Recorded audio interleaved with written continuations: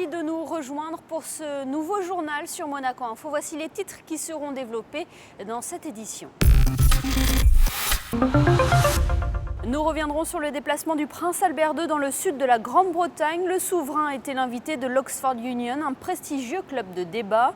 Nous ferons connaissance avec le tout nouveau président de la Jeune Chambre économique de Monaco, Olivier Murat. Coup de projecteur sur cette nouvelle exposition du Comité national monégasque, de l'Association internationale des arts plastiques auprès de l'UNESCO. Et puis retour sur le dernier concert de l'Orchestre philharmonique de Monte-Carlo, concert, vous allez le voir, qui réunissait des solistes d'exception. Prenons la direction de la Grande-Bretagne pour débuter ce journal. Le prince souverain était l'invité du prestigieux club de débat Oxford Union. L'occasion pour lui de présenter ses engagements, notamment dans le domaine de l'environnement, aux étudiants de l'université d'Oxford. Le reportage sur place d'Alexandra Pani et de Thomas Deus. La petite ville d'Oxford, située dans le sud-est de l'Angleterre, est reconnue internationalement pour son université. Sur plus de 150 000 habitants recensés, près de 30 000 sont étudiants. L'université d'Oxford est la plus ancienne du monde anglo-saxon et est regroupée en 38 collèges indépendants. The Oxford Union Society a été créée en 1823 afin d'offrir aux étudiants de l'université d'Oxford un lieu de débat et de discussion libre. Cette institution, vieille de presque 200 ans, a vu passer entre ses murs des invités de prestige, la reine Elisabeth, Winston Churchill, Albert Einstein, le Dalai Lama ou encore Mère Teresa, pour ne citer qu'eux. Son président est élu pour 2 trimestres, une fonction qu'occupe actuellement un résident de la principauté, Nikolai Koshikov. 10 000 étudiants d'Oxford sont membres de cette société. Alors, presque chaque jour, on a des événements avec les diplomates, les politiques, les athlètes. On a une grande équipe de débat. Ici, c'est une des meilleures, de plus connaissantes équipes du monde. En 1933, The King and Country Debate a été voté ici, en direct, et des millions de personnes l'ont suivi. Il en a été de même en 1975 et en 2016, lorsque l'Union a débattu autour de la sortie ou non du Royaume-Uni de la CE en 1975 et de l'Union européenne en 2016. Depuis les années 70, l'Union a décidé d'accueillir des événements pour débattre autour de problématiques majeures, avec des intervenants qui ne sont pas nécessairement au cœur de ces débats. Nous avons donc reçu un certain nombre de personnalités, telles que Morgan Freeman, Sir Elton John, Michael Jackson, Diego Maradona, mais également des hommes d'affaires ou des diplomates, comme par exemple le secrétaire d'État John Kerry. Une longue tradition donc d'invités de renom à laquelle s'est ajouté le nom du prince Albert II de Monaco. Avant le discours et les échanges avec les étudiants, la délégation monégasque a pu effectuer une visite de cette institution et découvrir toute l'histoire qui se cache derrière ses murs.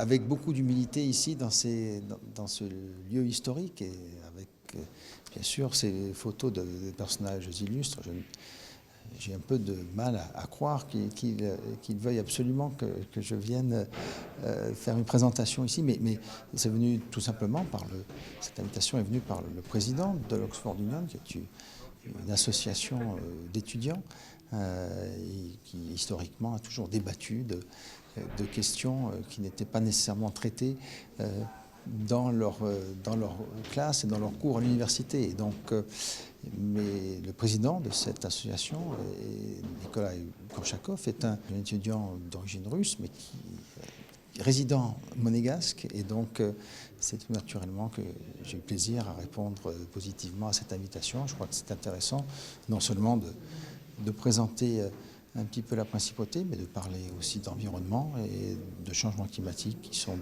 comme vous le savez, des sujets non seulement qui me sont chers, mais qui sont importants, même à une époque où tout cela semble être remis en cause. Et donc, il faut absolument faire porter ce message un peu plus avant. Devant des jeunes générations qui seront peut-être les prochains décideurs du monde.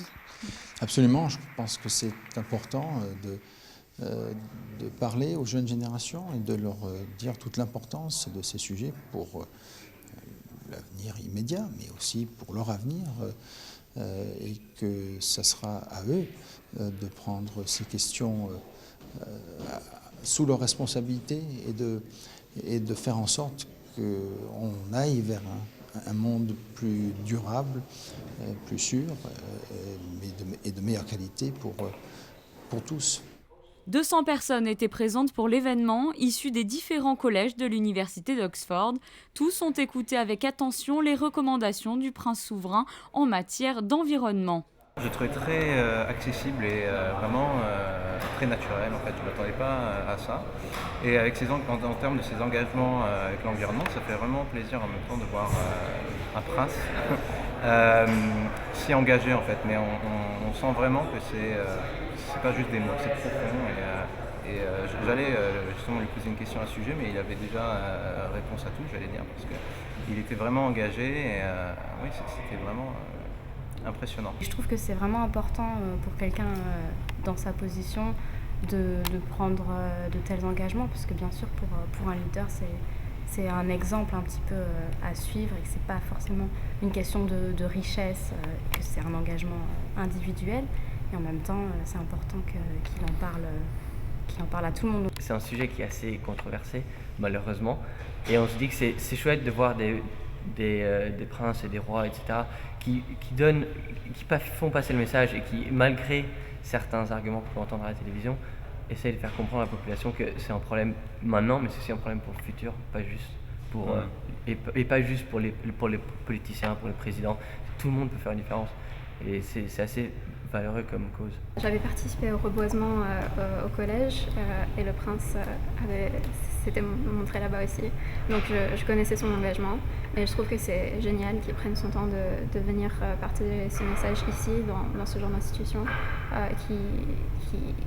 qu'il montre à quel point ça lui tient vraiment à cœur. Je pense que ça a un impact sur nous et sur le futur, vu que les gens ici vont partir à l'étranger et un peu avoir un impact sur ce que le futur nous réserve. Souvenir de cet après-midi riche en échanges, cette photographie viendra compléter la longue liste des noms de légendes déjà présents sur les murs de cette institution historique. Vous venez de le voir dans ce reportage, lors de ce déplacement, le prince souverain était accompagné de l'ambassadeur de Monaco au Royaume-Uni, Evelyne Ginta, et du vice-président de la Fondation Prince Albert II de Monaco, Bernard Fautrier, revient sur les enjeux de la Fondation pour cette année 2017. C'était important, je pense, qu'il s'exprime sur son point de vue en ce qui concerne les problèmes environnementaux de cette planète. C'est ce qu'il a fait en mettant l'accent sur la problématique des changements climatiques, sur ceux de la perte de la biodiversité, qui sont effectivement deux des thèmes majeurs d'action de sa fondation. Ça va être la première année de la deuxième décennie de la fondation. Donc on va poursuivre l'action qui a été menée pendant la première décennie. Je crois qu'on va assez largement mettre l'action sur la problématique des océans. On va notamment au printemps, au mois d'avril à Monaco, autour de la Monaco Blue Initiative, constituer avec nos partenaires et amis du musée océanographique une semaine des océans, avec un certain nombre d'événements.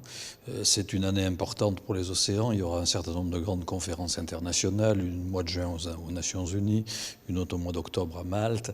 Donc il va y avoir une implication relativement forte dans les problématiques mer et océan, bien entendu, sans pour autant négliger les autres thématiques. Je pense notamment aux problèmes de déforestation.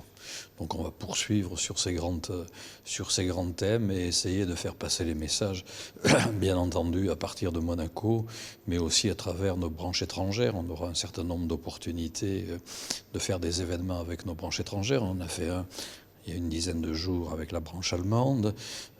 On fera un événement, notre événement annuel des Awards, pour sacrifier aux anglicismes. Nous le ferons curieusement d'ailleurs au Canada, mais au Québec, donc on parlera français. Et ça sera une occasion pour la branche canadienne de mettre en exergue un certain nombre d'actions, comme on l'a déjà fait d'ailleurs lorsque le prince était au Québec au mois de décembre dernier. Donc une action internationale assez diversifiée. Régulièrement, nous suivons les différents événements de la Jeune Chambre économique de Monaco, des actions qui ont permis à plusieurs générations de jeunes cadres et de dirigeants de se rencontrer et de développer leur esprit d'entreprise. Dernièrement, la JCE a élu son nouveau président et Fabien Bonilla l'a rencontré. Olivier Murat est le nouveau président de la Jeune Chambre économique de Monaco. Il a pris ses fonctions début janvier. La soirée de passation s'est déroulée ce mardi au Zélos. Thierry Chausse laisse donc sa place à Olivier Murat, 34 ans, né à Nice. Sportif, il pratique la course à pied, le foot et les rallyes automobiles. Il est d'ailleurs passionné par cet univers. Olivier Murat est conseiller commercial dans la concession Mini My Way qui dépend de Monaco Luxury Group. Mon parcours a été toujours dans l'automobile au niveau professionnel. J'ai des études dans ce sens-là, parce que j'ai fait un DUT technique de commercialisation et après je me suis orienté vers le droit pour avoir une gestion, on va dire, un peu plus globale de l'entreprise, parce que nous sommes dans une famille d'entrepreneurs depuis fort longtemps. Et j'ai fait le choix de venir en 2011 à Monaco pour justement découvrir la principauté et j'en suis tombé amoureux. Donc je suis ici et j'espère encore pour longtemps. Olivier Murat a découvert la JCE en 2013. Il y devient responsable de la commission des sports, puis vice-président de la formation. Vous connaissez la suite, il est désormais le président de la Jeune Chambre économique de Monaco pour l'année 2017. C'est avant tout une responsabilité envers nos membres, parce que président, c'est la personne qui gère le mouvement. Ceci étant, c'est un travail d'équipe. Donc j'ai un board qui est avec moi, un conseil d'administration qui est composé de 10 personnes.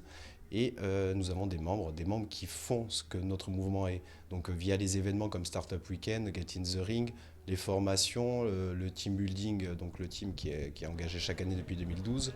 Et la Jeune Chambre économique de Monaco, c'est un mouvement qui est dynamique, qui a eu une nouvelle impulsion depuis quelques années, où nous avons donc élargi notre socle de membres qui sont intéressés par nos projets. Et nous, donc, avec l'aide de l'État, nous sommes aidés pour avancer et pousser les jeunes à entreprendre et à devenir des leaders en principauté. Parmi les dossiers sur le bureau d'Olivier Murat, plusieurs axes de travail. Les grandes lignes, donc, nous avons Graines d'entrepreneur qui a été initié en 2015 par David Siro, donc notre passe-président national. Nous allons l'étendre à plusieurs établissements, parce qu'aujourd'hui nous le faisons au lycée Albert Ier. Nous allons nous mettre en relation avec Madame Bonal pour justement pouvoir l'élargir au FNMB et au lycée technique, si nous avons la possibilité de le faire, parce que les jeunes sont toujours plus motivés pour travailler, ils ont une bonne orientation, nous allons les aider dans ce sens-là. Également, nous avons participé à une commission avec Madame la conseillère Marie-Pierre Gramaglia sur le livre blanc du développement durable. Et nous souhaitons donc réactiver ce que nous avions fait il y a quelques années, la charte sur le développement durable, pour pouvoir justement participer également aux projets actifs que nous avons en principauté. Pour faire partie de la Jeune Chambre économique, il faut avoir entre 18 et 40 ans. La JCE à Monaco a été créée en 1963 et compte aujourd'hui près de 150 membres. Le comité national monégasque de l'Association internationale des arts plastiques auprès de l'UNESCO vient de dévoiler sa toute nouvelle exposition. Elle rassemble des œuvres de Karine Tomaselli. Plus de détails avec Christine Latomel et Olivier Bonello. C'est le fruit d'une belle histoire d'amour. La photographe Karine Tomaselli présente jusqu'au 14 février Climats, des clichés très personnels et qui ont vu le jour dans des circonstances assez particulières. J'ai eu un problème aux yeux qui a entraîné 3 mois sans travail et sans pouvoir faire de mise au point sur mon gros appareil photo. Donc je me suis servi de mon téléphone qui fait la mise au point tout seul, pour commencer une série de photos qui est une correspondance en fait. Ce sont des ambiances que j'envoie à l'homme que j'aime. Et j'ai commencé cette série début juillet, et j'en ai fait donc 600 jusqu'à janvier. C'est de la légèreté. On va dire que cette exposition, c'est l'expression d'une profonde amitié et d'un amour, mais tout en légèreté. Et si Climats est né d'une correspondance amoureuse, l'exposition aussi reflète une belle histoire d'amitié. En effet, la narratrice Pascale Concasse s'est inspirée des photographies de son amie Karine Tomaselli pour écrire un conte, un livre qui sortira donc très prochainement. Retour à présent sur le succès de l'Orchestre Philharmonique de Monte-Carlo. Dimanche dernier à l'Auditorium Régnier 3.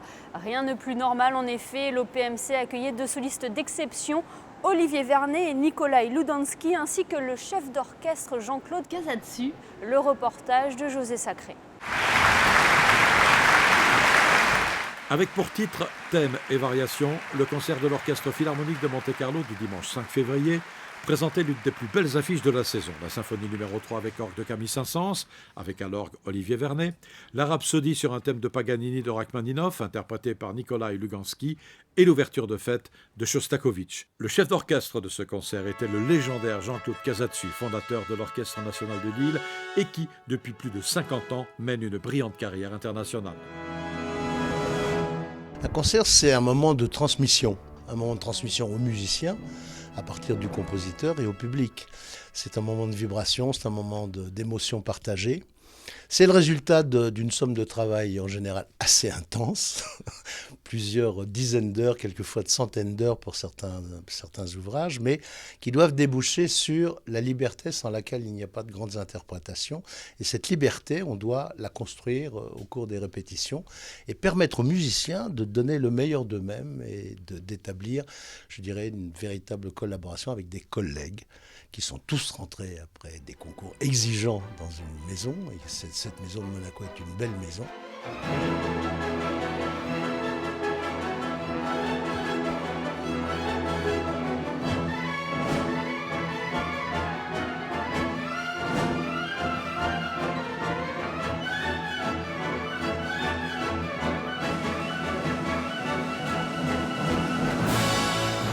J'ai entendu pendant des années cette ancienne « Oh, la grande musique, c'est élitiste, ça n'est pas pour nous ». Premier point, oui, nous sommes élitistes. Deuxième point, quel est le but? C'est de permettre à ceux qui ne le sont pas d'atteindre cette élite qui est l'élite du cœur, c'est l'élite du partage, c'est l'élite de l'émotion. Vous savez, j'ai visité 45 pays dans le monde, 32 avec mon orchestre. Jamais je n'ai rencontré l'indifférence sur une émotion musicale proposée avec la plus grande sincérité et authenticité. Et je veux dire, ça aide à vivre. Ça permet en effet, en s'adressant à l'imaginaire, de créer des images, de créer des moments de partage où chacun, du plus favorisé au plus démuni, est égal devant l'émotion. C'est un peu comme devant la fin de vie. Et là, il y a des miracles de rencontres. Alors je me suis dit un jour, je ferai tout pour que ceux qui pensent ça n'est pas pour nous, pour que ça le devienne. Et je l'ai fait.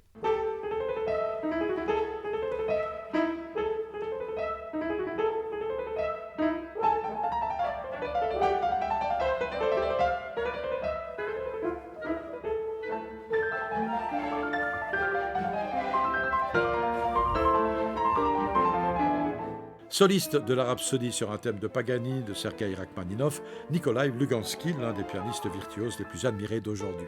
Son répertoire est vaste, il joue aussi bien des œuvres de Brahms, Prokofiev, Beethoven, Mozart, Ravel, Chopin, Tchaïkovski, Grieg ou encore, bien sûr, Rachmaninoff. On le surnomme parfois Monsieur Rachmaninoff.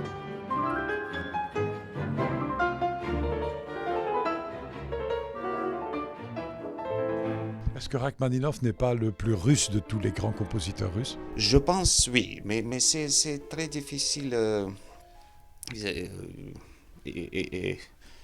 expliquer pourquoi, parce qu'il y a des musiciens qui vont dire que c'est Rimsky-Korsakov, ou c'est Tchaïkovski, ou c'est peut-être Borodine qui est plus russe. Pour moi, Rachmaninoff, parce qu'il est dans son langage musical, toute la culture musicale de la Russie, du 19e, 18e et aussi plus profonde de musique de chant orthodoxe est très très présente dans cette langue.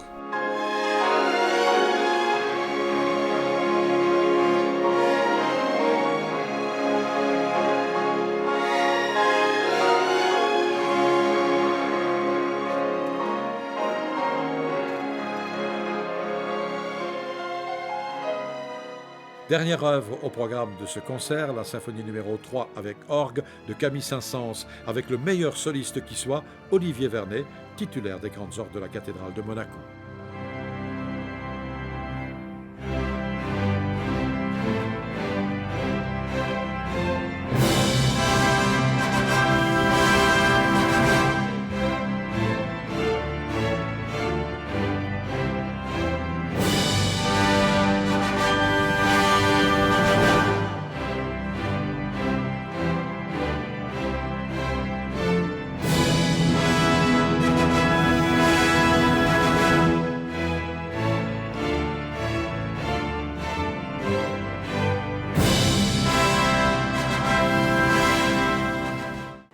pour ce succès de l'Orchestre Philharmonique de Monte-Carlo et l'OPMC sera de nouveau en représentation samedi 18 février à 20h30 à l'Auditorium Reinet 3.